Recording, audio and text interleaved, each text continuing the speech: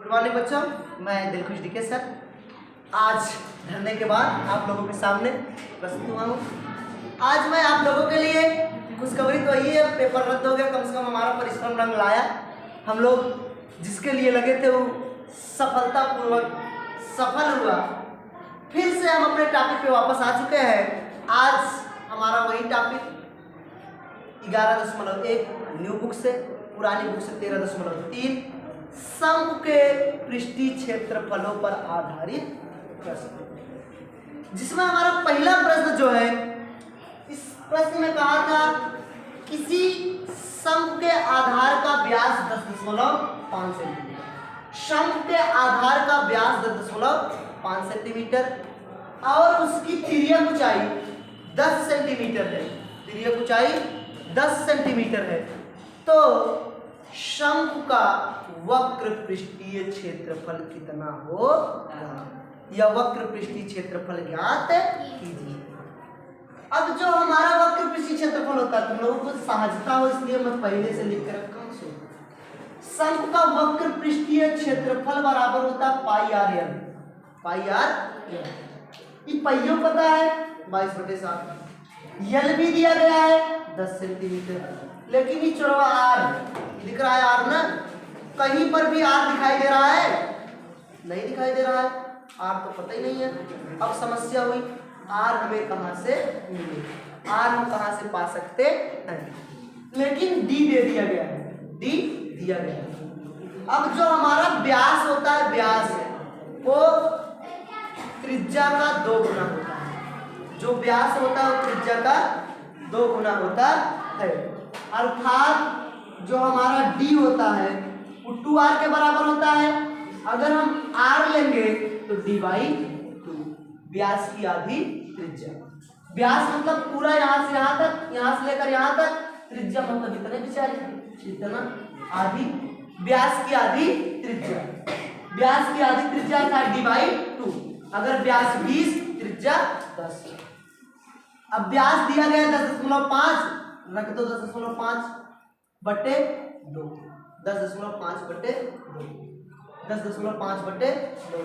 अब यहाँ से ये सेंटीमीटर और सेंटीमीटर, इसको ऐसे छोड़, इससे ज्यादा वो कुछ नहीं। लगा दो शंकु का वक्र पृष्ठीय क्षेत्रफल। शंकु का वक्र पृष्ठीय क्षेत्रफल बराबर पाई आर एल।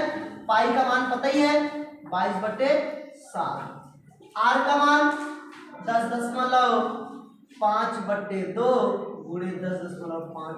एक कई बार है पाई, आर का मान 10.5 बटे 2 और यल का मान 10 रख दो, सिंपल सा एकदम केवल पूरा मान। पाई आर यल सूत्र होता है पाई आर यल। अब हमें पाई का मान पता है 22/7, 22/7 रखे।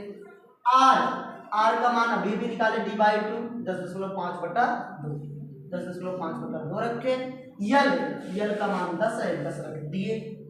अब देखो कुछ कटे पीटे तो उसको काट दो, ना कटे तो वैसे रहने दो।